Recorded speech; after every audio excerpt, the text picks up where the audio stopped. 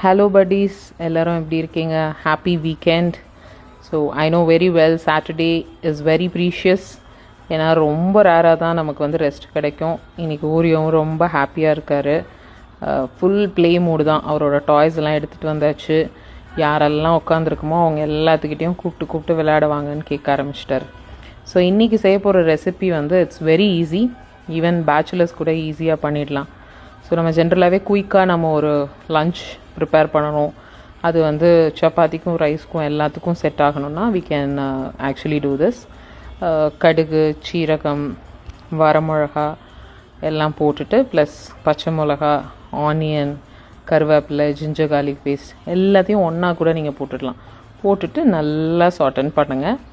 So இது satin பண்ணுற நேரத்தில் you can cut the mushrooms also. Mushrooms நீங்கள் கட் பண்ணி ரெடியாக வச்சிடலாம். ஜென்ரலாகவே எனக்கு வந்து இந்த ப்ரிசர்வேட்டிவ் போட்டு வச்சுருக்கிற மசாலாஸ் வந்து நான் நிறையா யூஸ் பண்ண மாட்டேன். வீட்டில் பண்ணுற நமக்கு இந்த பச்சை மிளகா இந்த மாதிரி ரா வெஜிடபிள்ஸ் அது மாதிரி வச்சு தான் குக் பண்ணுவேன். ஸோ இப்போ லைட்டாக வதக்கின உடனே மஷ்ரூம்ஸும் ஆட் பண்ணிக்கலாம். ஜென்ரலாகவே மஷ்ரூம்ஸ் வந்து ரொம்ப நேரம் எடுக்காது குக்கிங்க்கு. ஸோ மஷ்ரூமை நல்லா வதக்கணும். அதுக்கப்புறம் இது பார்த்திங்கன்னா கேர்டில் கொஞ்சம் சில்லி பவுடர், அப்புறம் டர்மரிக் பவுடர், சால்ட் ஆட் பண்ணி வச்சுருக்கேன்.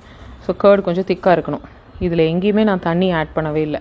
அது ஒரு கொதி வந்தோடனே தேங்காய் பால் அது வந்து ஒரு கிளாஸ் போட்டுட்டு கொஞ்சம் அதுவும் ஒரு கொதி வந்ததுக்கப்புறம் பெப்பர். ஏன்னா காரம் வந்து அவ்வளோ பெருசாக இருக்காது, நம்ம எந்த மசாலா பவுடருமே ஆட் பண்ணலை, அதனால் பெப்பர்.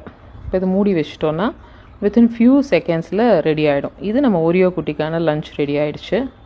ஸோ அட் லாஸ்ட் அந்த திக்னஸ்க்காக வேண்டி கடலை மாவை வந்து தண்ணியில் கரைச்சி நம்ம ஊற்றிக்கலாம்.